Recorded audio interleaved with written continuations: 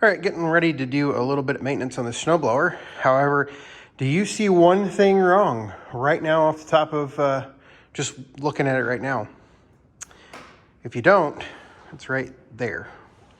So now, I know yesterday when I started, the quick hitch pins were perfectly fine. This one right here has loosened up in the past, but the nut has never come off. So that means the nut is laying somewhere in the driveway. So I'll probably suck it up later.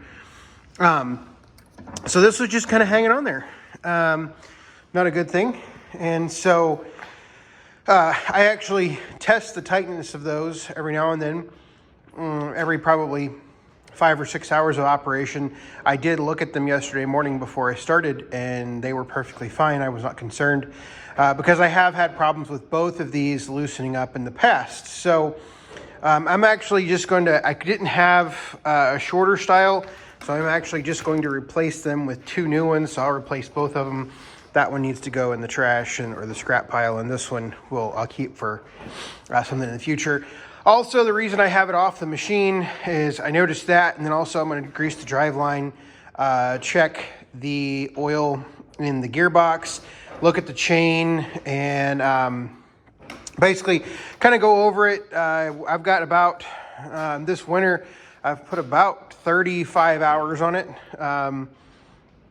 which is a lot for, I mean, this blower now has probably 55, 56, maybe 57 hours of run time on it. So getting to the point where, got to check the bearings and everything. I'm going to go ahead and change those pins and then start kind of going over everything else. Changing the pins is easy. It's just to impact 1 5/16 for those bolts for the socket. And then I'll describe a couple other problems I've had with it. All right, got the quick hitch or the hitch pins replaced. One thing I ran into with the pins that I had on hand, the bushings were too long and they wouldn't go down in here. So what I did is I chucked them up in the lathe and basically just kind of angled it in there, kind of to match that right there. So now they fit.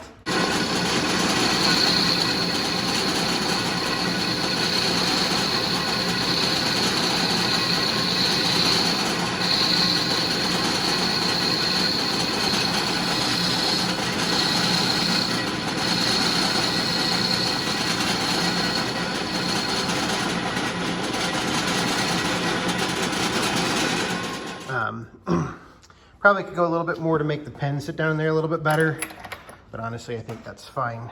I'm afraid if I go a little bit too much more, that wall in there is going to get kind of thin.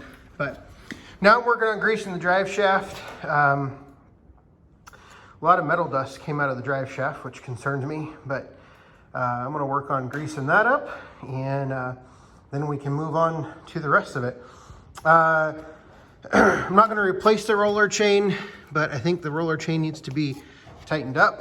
I got to grease the zerks on top of the bearings right here. I don't think I'm ever going to get this snow to melt, at least not today, without making just a wet mess back here. And so going to go ahead and check those or grease those bearings and then kind of give it a once over, and then we should be back to being able to blow. Got to check the gearbox, and we can go from there. The gearbox at the beginning of the winter was extremely low. There's no evidence of a severe leak. So I'm not really sure what's there. Nice thing is these gearboxes are rebuildable. So, and a new gearbox is, I don't know, $650 from Deere. It's a Comer T281A gearbox, but I have not been able to find one of those in the US, but you can buy them out of Europe for like $350 to $400. So, but in some respects, it might just be cheaper to go with Deere rather than have to deal with import, export, etc. So I'm gonna get busy on this drive shaft, get it all greased up and whatnot, and then we can get back to work. So here's something a little perplexing. You can see all that galling in the PTO shaft. That doesn't really excite me. Let's see if I can get the camera to focus here. I mean, so probably headed for a replacement shaft because it's done on every side, and I've already cleaned it off, and these are what the rags look like. I don't know if you can see all the metallic particles in there, but so I'll see if I can. It looks like this is just a roll pin that holds the shaft in right here.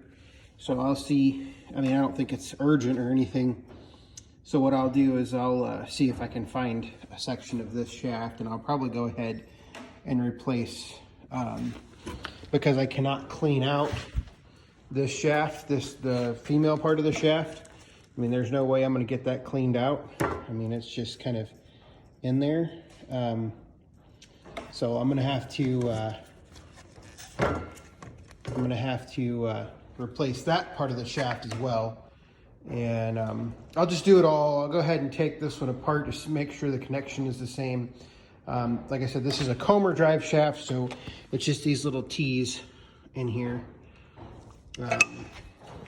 So basically you just twist, you put a screwdriver in here and you twist those out. It takes me 2 hands to do it, but you can pull the shield off, and that's what I've done there, and then it's easy to put back on. So, and that's the next thing that I gotta work on is that shear joint. I broke 7 shear pins yesterday at that joint. I think I just got a bad batch of bolts, so I'm gonna put a new one in there, because I mean, as soon as it would get under load, it would pop. And normally this is the shear bolt that breaks, not the PTO shaft bolt. So I got all new ones today, and I got 8 new ones. So we're gonna go ahead and put, these 2 are different sizes. Both of the shear bolts are different sizes. For some reason, this is a quarter SAE bolt, and that is a metric M8 1.25 by 50 millimeters. So I'm not really sure why. I mean, Comer obviously is a European brand, and then this, I'm assuming, is a Deere part. So, but yeah, I'm gonna get busy working on all this, get these shear bolts replaced, then grease everything, and we'll be back in business. All right, so I got the shaft all greased up, and this is something I figured I would actually just stop and show you. So here is the guard that goes on the female portion of the shaft. What I'm gonna do, what I've always struggled with is putting it on there, and then all the grease gets in the tube and everything. You can see kind of remnants of that from the past when I've greased this. But what I did last time is I loaded it on this one. Yeah, you can't see it very well, and hopefully it'll work the same. Basically, then I'm using the male portion, or the female, sorry, this is the female portion, this is the male portion. I'm using the female portion basically to protect the shield. So I'm gonna see if I can't set you up here.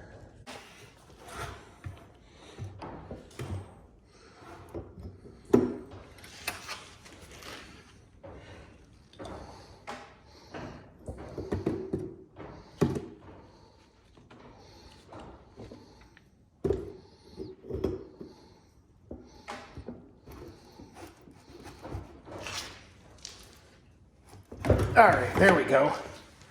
Got it. So now we can use this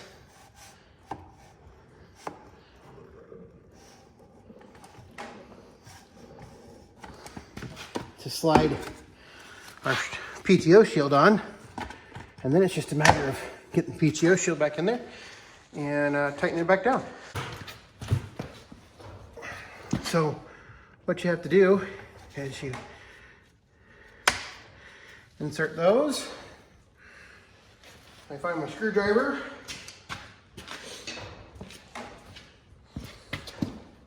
And then you can just twist it in.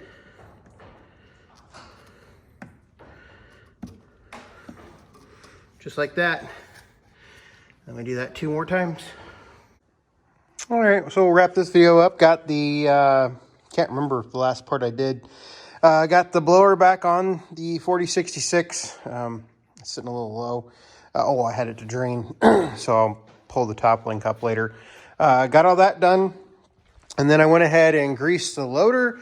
And in the process of greasing the loader, found something that I had never seen before. So in 500 hours, it's the first time it happened. this pin right here was backing out. This bolt right here started to loosen up, and basically it had already backed out some. And so basically, if you can look in there, it's elliptical. That's not a circle, so it kind of fits in that hole, and that's the retaining bolt. I've never had one of those back out before. So the bolt had actually kind of almost, I guess it was within quarter inch of coming out. And now keep in mind that I went over this loader about 10 hours ago of operation. So, you know, that's happened real quick. And I'm not sure if ice got in there or what that caused that to kind of start turning. But basically, I inspected all the rest of them. They were fine. So maybe it was just a one of, but that's something that I noticed, and glad I noticed it. But I actually had to get my tap and die out. I had to chase the threads on the pin, and then I had to use a die on the bolt because the threads were a little buggered up on that. But got it all greased, and I dropped things over. Got it all greased, and I think we're ready to go for the next snowfall. The next snow should be here in about 48 hours. We're forecast to get another 1 to 3 inches. So lots and lots of snow.